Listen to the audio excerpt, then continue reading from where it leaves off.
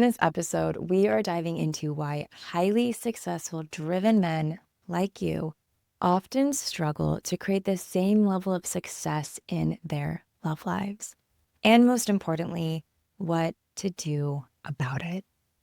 Whether you're an entrepreneur juggling a growing business with a relationship, or you are a high performer wondering why crushing it at work isn't necessarily translating it to crushing it in love and sex.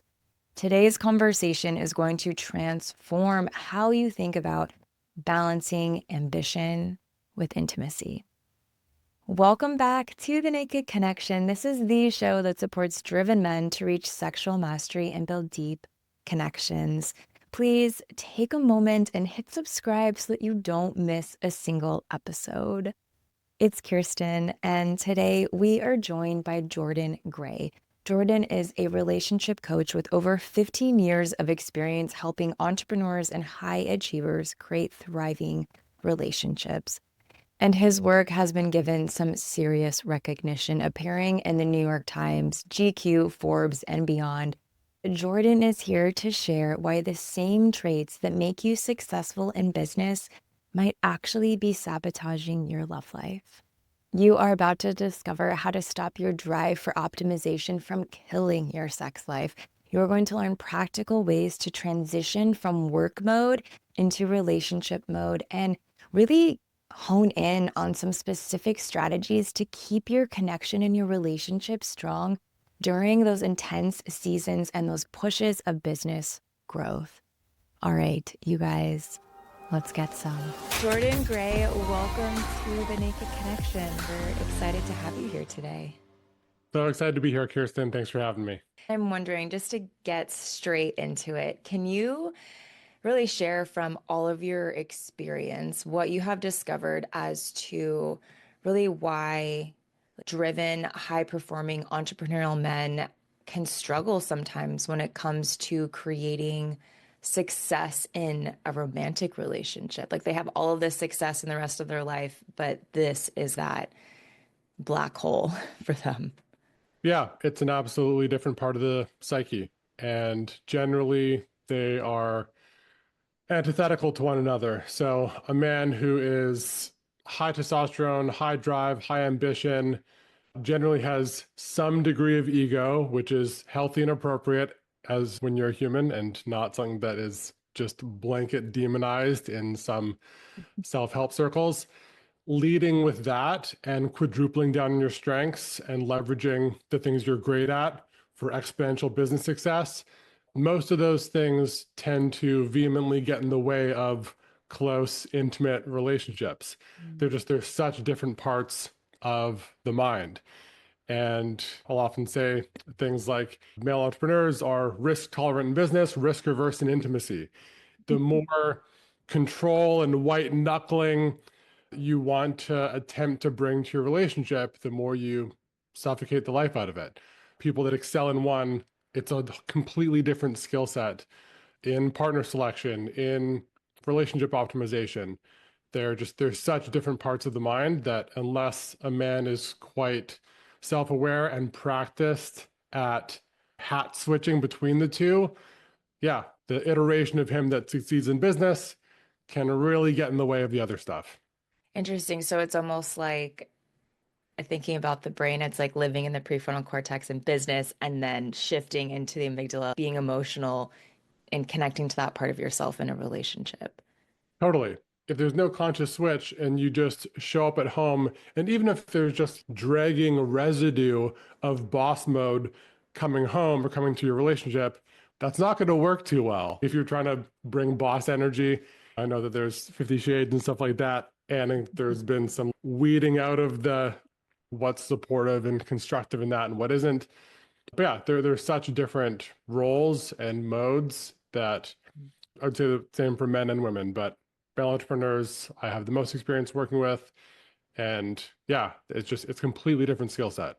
You mentioned this piece about the ego, and I find it super fascinating that there's almost this drive to get rid of it. And I'm like, wait, but that is really important. That's a good part of you to have.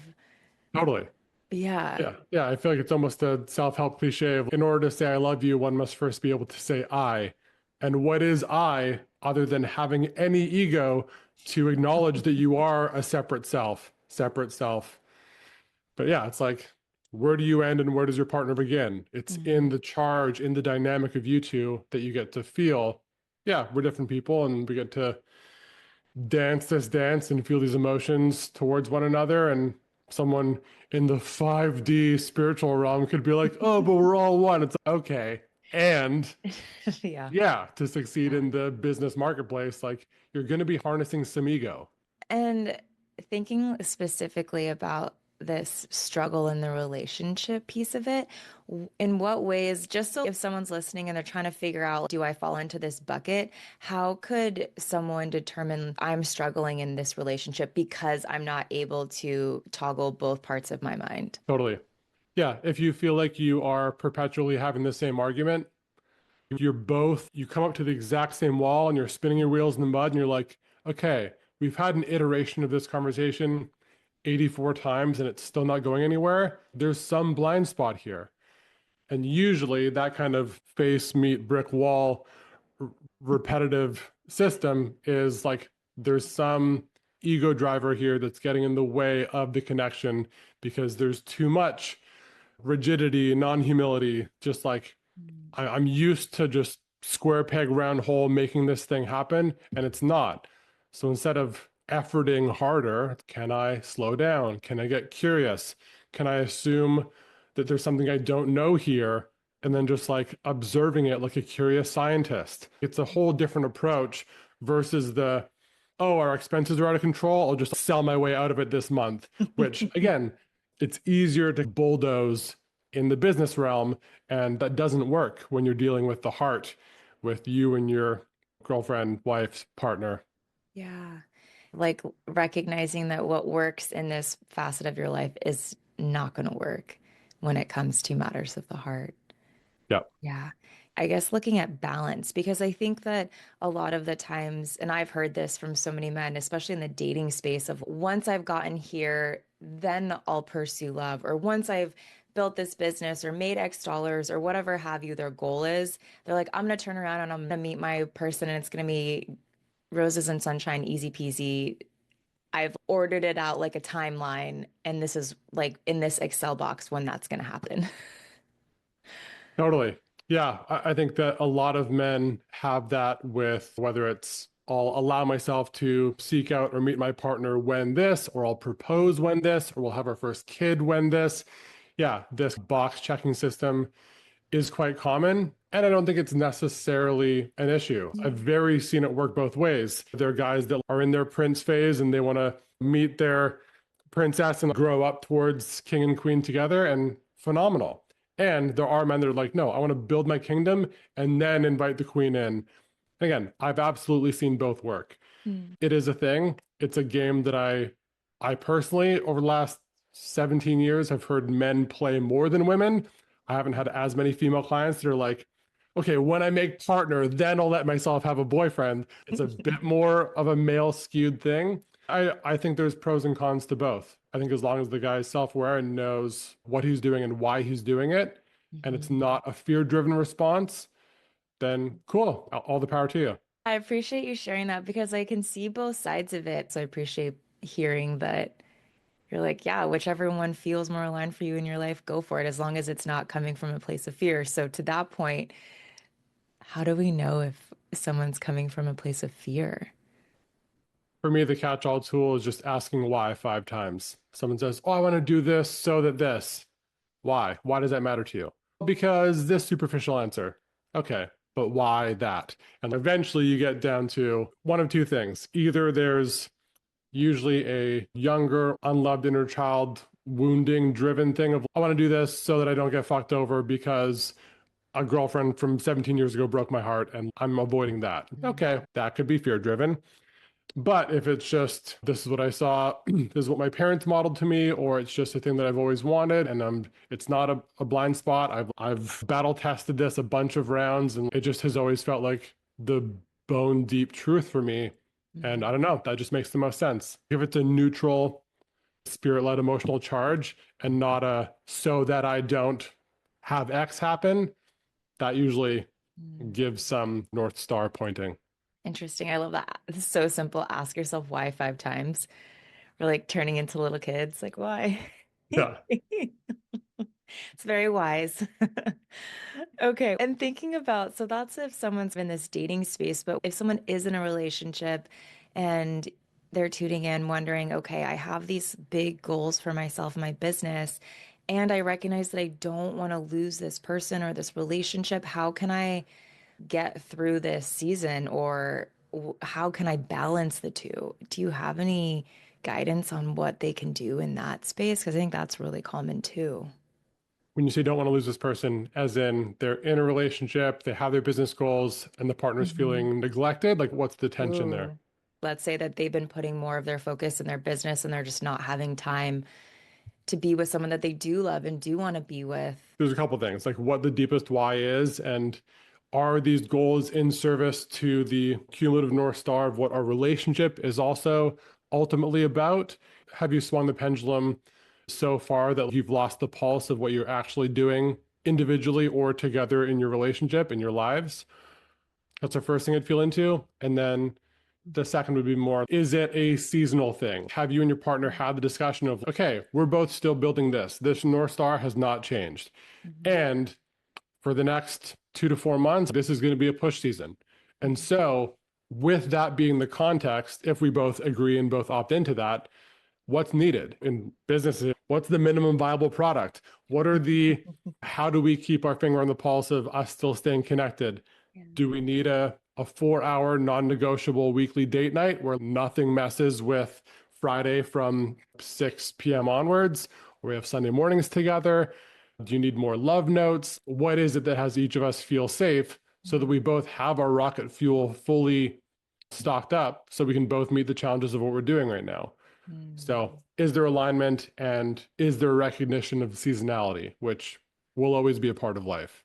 I mean, what you're describing, it sounds like there's this element of really needing to be able to communicate Totally. clearly with your partner. And I could see how it could be such a slippery slope where it just feels like, oh, it's just a hard week. Oh, it's just a busy week. Oh, I was traveling this week. And then before you know it, there's this severing that can happen. And in that moment where you're like, we can't just push ourselves back together. In that space, have you seen that happen often with the men that you work with or the couples? Yeah, the guys that I tend to work with, I often joke, have like superhero syndrome where they're really optimizing for every pillar being 10 out of 10 constantly. So if anything, they can maybe default to over communication, which can have its own shadow side. But yeah, I think that with the assumption making, the mind reading, and the slow drifting, putting it in a business context, like if you didn't look at your financials any month for 6 months, then yeah, things are going to drift. If like, what is it? What gets measured gets managed. If you're not measuring the things, if you're not aware of what are the key, what are the KPIs in my business, what are the KPIs in my relationship, and if I'm not meeting the quota of date night or screen free evenings or whatever the thing is that matters the most to that relationship, yeah, if you drop a key deliverable, things are going to suffer. Mhm. Are you as clear about your KPIs in each realm? And are you actually showing up for both of them? That's the only place where I'd say if you're completely nailing these and completely ignoring these, then yeah, there's room to do a self audit and go, okay, of course this is drifting. How would it not? Yeah. I love how you're applying KPIs to this relationship. And okay, you, Key performance indicators in case people yes, yes, don't yes. know. Yeah. And what a fun way to think about how to have a relationship where you're looking at this, oh, what are our KPIs, and maybe even having a conversation about that. I think it's a good way to help someone grasp hold of how can I check myself? How can we check our relationship to be like, are we heading in the right direction? Are we doing the things every day, every week, whatever, to keep us moving where we want to be going? Totally. And I think it's also very freeing for business minded, ambitious men generally, come to me for a lot of what's the highest leverage move I can do here. Like they want the Mhm. 80/20. It's like their business life is humming. They're fine there. What they want is what are the 80/20, what's the 80/20 rule of like how to optimize my relationship that doesn't take 40 hours a week. And it's a totally valid question. And yeah, like you just said, identifying those KPIs, a tool that I often have this psychographic type of couple work on is something I call love lists, which is each of you write down 20, 30, 50 things, completing the sentence stem. I feel the most loved when dot. And you write down those things, big brain dump. And generally, of the say 25, there's going to be 3 to 5 that are like really the needle movers. If my partner did these 5 things flawlessly all the time, and I was doing the same for them, you both write lists, you both share the lists. It's not a monodirectional routine or practice. If you like identify those things and just give them the cheat codes for here's what to do, like you both feel a lot more loved, a lot more seen, and it saves a lot of time, which can matter, especially in a season like the one that you're referencing, which is more of a Yeah. on season. Yeah, that is such a practical way to better understand your partner and also to be able to get that 80/20 when you are in a season of grind mode or building or whatever have you. Okay, and you shared this piece about over communicating and the shadow that can be within that. I'm really curious about what you mean there. Sure. I think that the expression the dose makes the poison. There can be too much of something, there can be a total absence of something. And usually on either side of that bell curve, negative things often happen. Not always, but in relationships, yeah, either proliferation, overabundance, or 0% don't tend to be ideal. So over communicating could look like someone overly incessantly checking in of are you okay, are we good, are you feeling loved. They can like sub communicate insecurity of are we okay, was that good enough sex, was last night's date night like sufficient, do we need to do more, are you feeling okay. They're just there's a threshold of take a breath, trust that this person's with you for a reason. You don't have to like, yeah, there's a difference between keeping your finger on the pulse and jamming your finger so far to the pulse that the blood flow stops to the hand. Hmm. That's more the anxiety driven, over optimizing. That's Yeah. like still leave some breathing room for you both to be human and to make generous assumptions and trust each other, things like that. Yeah, it sounds like that would come from a place of like fear of losing the person or fear of something bad happening as a result of them not being present in the way that they think that they need to be. Totally. I mean, especially a lot of entrepreneurs, male and female, get into being self-employed because they want control, and control suffocates relationships. And so, not that the incessant checking in is necessarily about trying to control your partner or the relationship, but yeah, it is a antithetical approach to okay, if I'm always so flawlessly on top of this, I'll never fill in the blank, be abandoned, I'll never be cheated on, whatever the like the old fear might sound like. Yeah, trying to find a way to control something in the relationship to feel better Yeah. inside.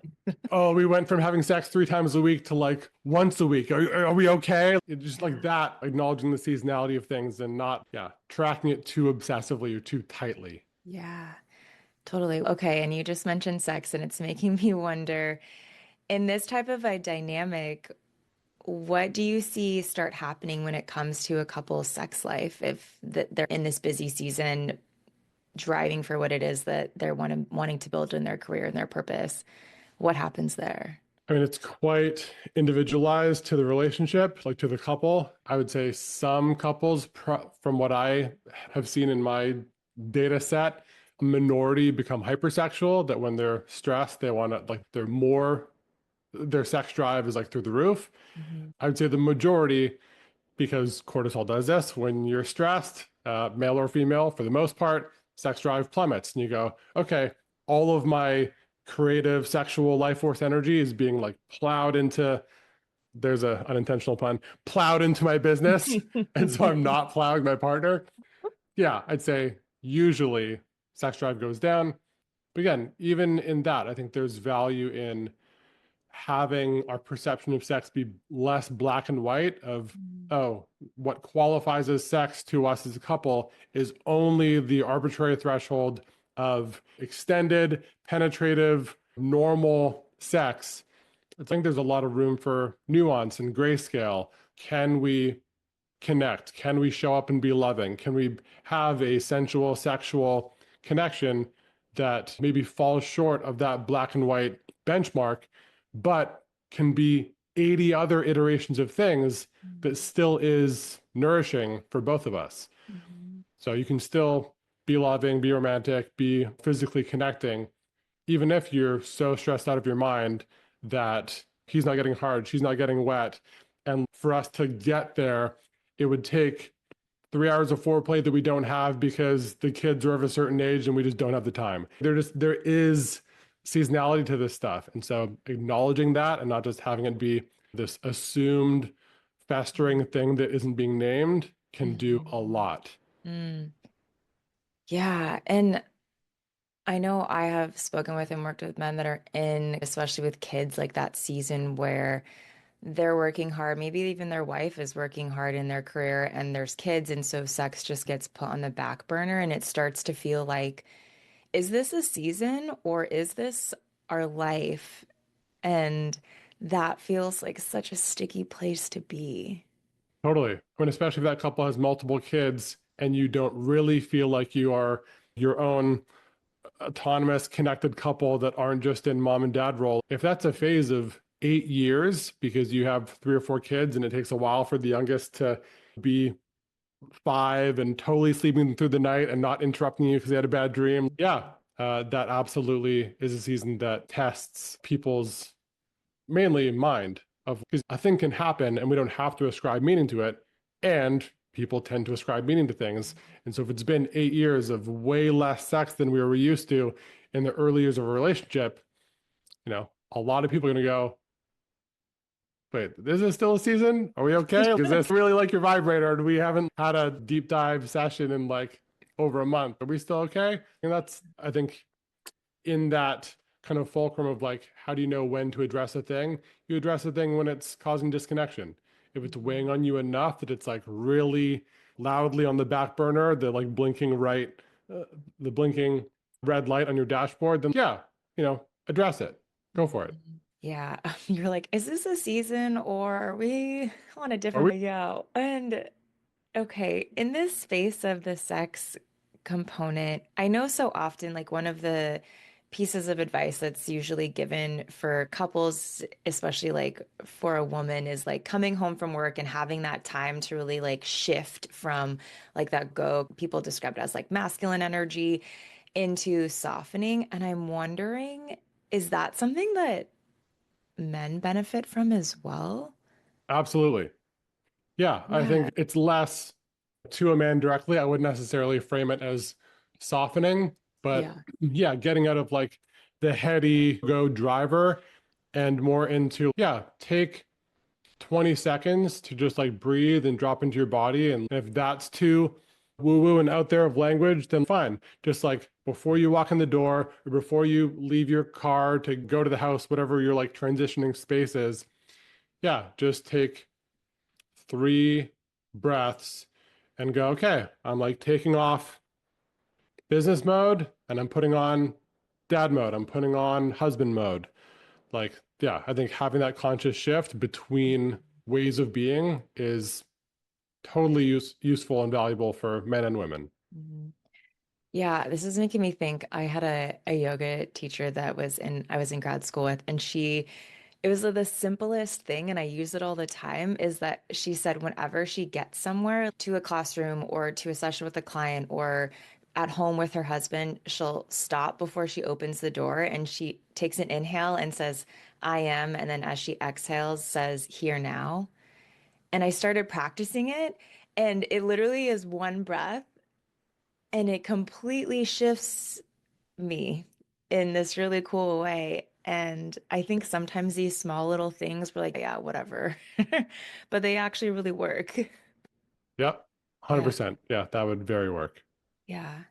Okay, so let's think about someone that is in this situation. They're in this long season and they're like, Jordan, what do I do? Because I know we're in winter for a very long time and I gotta survive. We gotta make it through this.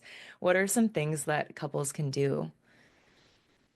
I think first and foremost, having the conversation about what your MVP, minimum viable product, looks like. What does baseline sufficiency look like for each of us? So that we still feel like a couple. For her, that could just be like when we're watching TV together, and if you just give me head scratches or play with my hair, like that goes so far. Or if you come up and rub my shoulders without having to, just whatever her things are, just name them and go, okay, we can incorporate these. And then his equivalent. If that looks like the arbitrary marker of sex like really does matter to me and like this kind of a cadence does a lot, then okay, does that mean that one of us then becomes more responsible for initiating middle of the night sex? If the time that we're least likely to be interrupted by our multiple kids is between 1 and 5 a.m., then maybe that's when we have our sex now. Again, not in perpetuity, but for the next couple of years until X, Y, and Z happens.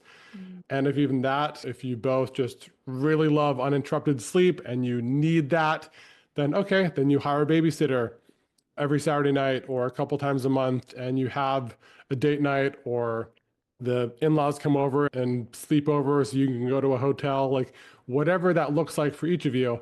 I think first and foremost, it's a conversation. Like, what does the baseline look like? And then how do we ruthlessly prioritize that so it never gets missed? Those are a lot of really good examples. I can think of specific people where I'm like, they would probably benefit from being able to do that and to give that to themselves.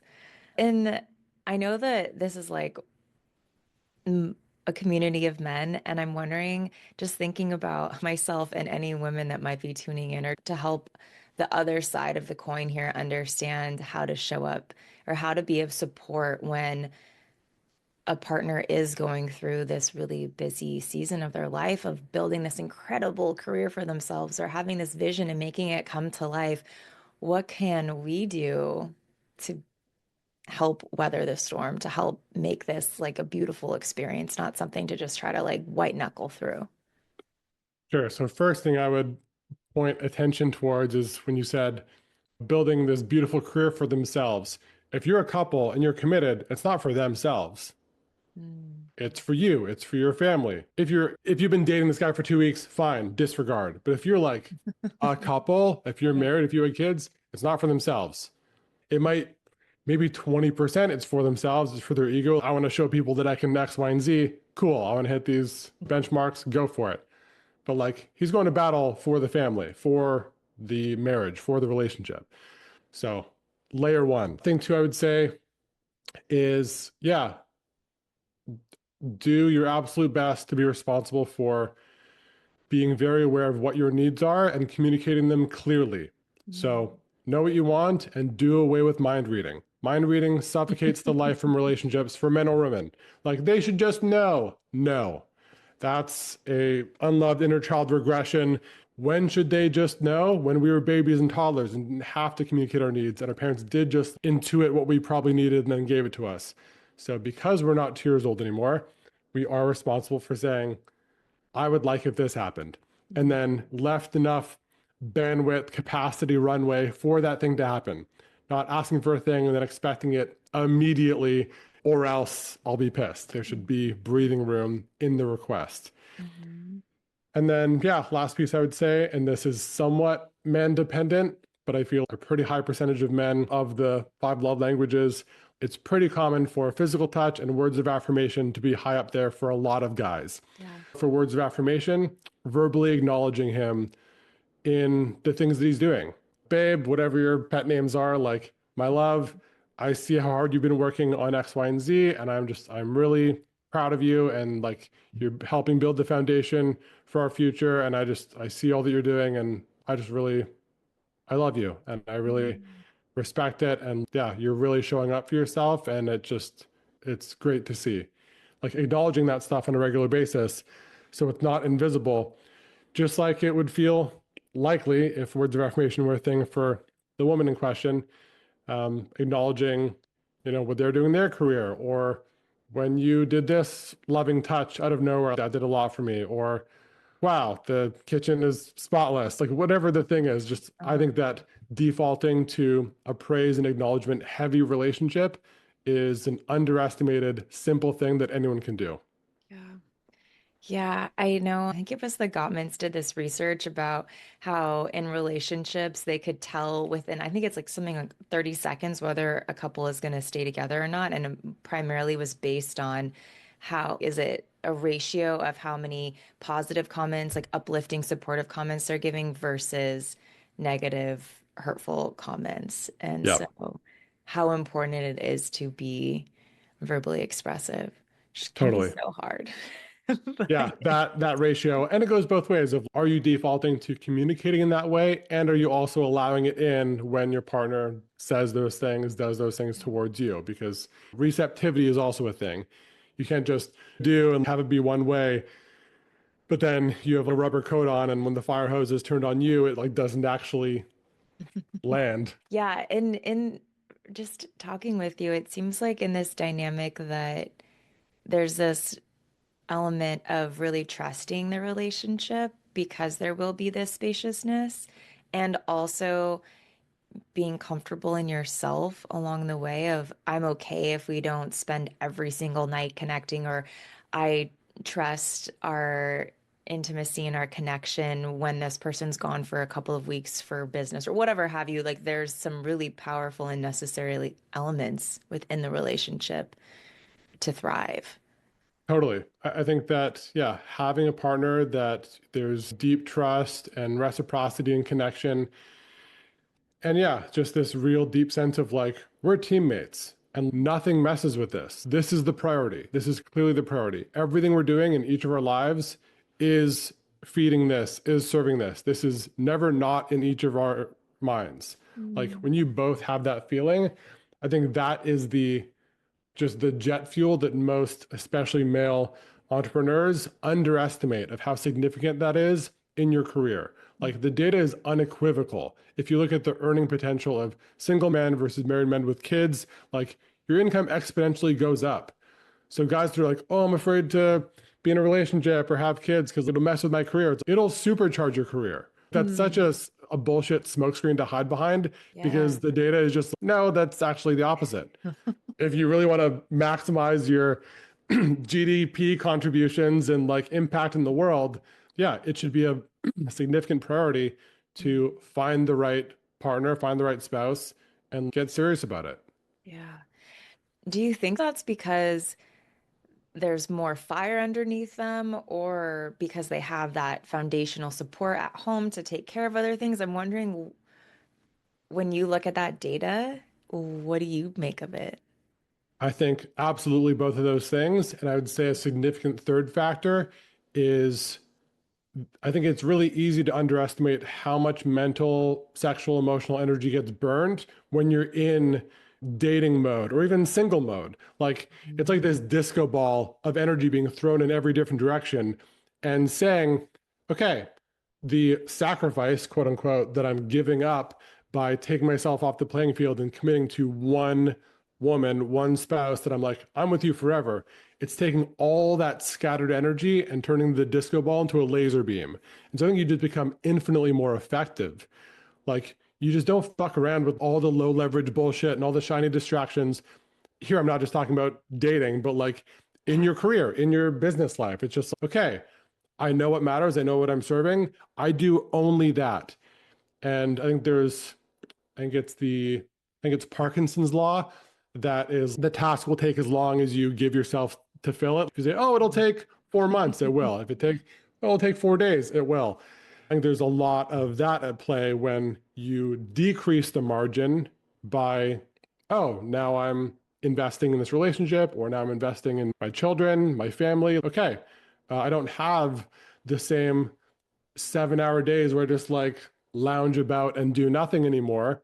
And that can sound to a younger definition of what freedom means. That sounds like a loss, but to the mature adult definition of freedom, of being able to choose exactly what matters to me and doing only that, it's the biggest win possible Like you don't need the margin. Mm. I think it's the disco ball to laser beam of Yeah. I'm just doing this. And you're not frittering away your energy on things that just are totally irrelevant. Mm-hmm. That's a perfect analogy. The disco ball to a laser beam. And this is so interesting because I just released an episode recently about just looking at the dating landscape right now. And I found a statistic that showed that the average man spends 50 minutes or more on dating apps every day, which is basically 6 hours a week. And I thought to myself, that is literally an entire workday, or roughly speaking, Yep. of time that's being sucked away into, I mean, it could be potentially effective, but that's a lot of time week over week, day over day to be putting into something. And yeah, this is super fascinating to think about how can we repurpose that time by having connected with somebody and having that be the sole focus. I know that you speak about this sense of settling, and let's say that someone is coming out of this landscape of dating and they're connecting with someone. How do you, I guess, define settling in a relationship or how to not settle? Yeah. I would define settling in a relationship as knowing what the core pillars are, your core values, like what you're actually about in life, and Mhm. knowingly turning your back on one of those things and going, maybe I can still make this work.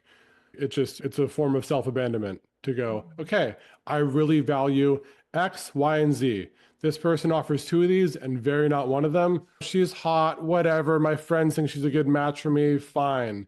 I think that's a kind of soul death that you're just, that compounds over years, over decades, and is just what has someone get onto antidepressants and pick up a drinking habit and be a totally vacant, emotionally absent father. If you want those things, cool, go for it. But if you want to like get the squeeze the bone marrow out of life and like actually actualize your potential and do something with your time here, then I think there's nothing worse that a man can do, a person can do, than yeah, pretend, phone it in their career path, in the partner they select for themselves. And so, yeah, I think getting in touch with your core values and then going, okay, nothing gets in the way of me and these things. These have to be accounted for in a partner. If that laundry list is over 30 things, half of them are probably bullshit and just head noise. If more than half of them are physical, I'd say the same thing. So what are you actually optimizing for? And can you hold out until you actually have all those significant boxes ticked? Yeah, because I can see how it can become an endless, I mean, for anybody, an endless stream of searching for that perfect situation. And then also this desire to not settle, especially thinking about, we're talking about here, like really driven men. And like the optimization and in many ways this perfection that can come with that. So how do you navigate that space? It's almost like the Venn diagram overlap of how do I reach into the upper echelon of what I'm attempting to be with, and how do I not get into, paralysis by analysis and going, Mhm. oh, am I optimizing for the 97th percentile to the 99th percentile? And am I willing to have that take an extra 3 years of seeking before I find a heavily aligned fit? I Mhm. think it's ultimately an individual question that people have to answer for themselves Mhm. because there will always be some gradient of where that lands. But Mhm. again, I think that still comes back to what your values are. For the 97th versus 99% alignment metric, if one of the constraints, and we all have constraints constantly in our lives, in our careers, in our relationships, in child rearing, everything, if one of the constraints is I'm looking to meet my partner and have at least X number of years of just us as a couple before we start having kids, then maybe for you, what might register as 97% more than good enough, but not like absolutely, again, usually mind driven, perfect, Mhm. which define perfect for a human being ever. If that's a constraint of this is the timeline I'm looking for and I want this in a partner soon, then okay. Mhm. Then maybe the fact that they're 5'6" and not 5'8" doesn't actually matter. And was that the top of the list? And did it need to be? Just like that's usually the level of nitpicking that, again, especially optimizing men can go for. That it's just, is that what brings you multi-decade happiness? Or if you're together for 60 years, are they going to shrink anyways? Because that's what old people do. So who gives a shit? Yeah, this is true. Yeah. Yeah. And it sounds like perhaps it's like we can rationalize and make lists and compare pros and cons as long as we want. And then at the end of the day, there is an element of connecting with your heart and recognizing what potentially is in there too to help make that decision. Totally. I think that that's where the humility comes in of expect yourself to be wrong about a good percentage of the things you told yourself you needed, Hmm. which again isn't the core value thing, but usually the more like secondary or superficial stuff. Mhm. So yeah, optimize for the core values and let everything else past that just be like bonus round. Mm. Amazing. I absolutely love the way that you are talking through relationships and dating from this really almost like business-minded sense. It makes it feel so understandable and I mean just really helpful in being able to grasp the concepts and understanding of what's unfolding here. So I appreciate that. And the more that I have been exploring and understanding this space of life, I am always baffled by how we take general not rules, but general understandings of life. And it just completely throw it out the window when it comes to relationships and dating. And so it's always fun to come back to thinking about how the rest of life works and how can we apply it to this part of ourselves as well. 100%. Yeah. Yeah. And it's funny the way that you talk about that, even in business, I think that anyone who's in a certain industry is severely limited if they only ever learn from people in their industry.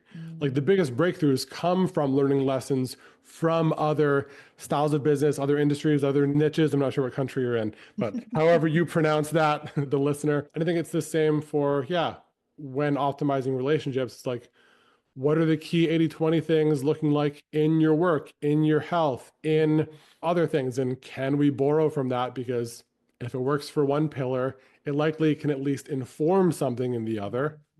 Yeah. Yeah. Amazing. Jordan, thank you so much for being here today. It's really been a pleasure to connect with you and learn from you. Thank you for having me. Thank you so much for tuning in to this episode of The Naked Connection. Be sure to subscribe so you don't miss another episode. Trust me on this, your sex life and that special someone in your life will thank you for it. And if you really love the show, please take a moment and leave a 5-star review or a written review and let me know what you think. It would mean so much to me and this show. Until next time, happy connecting.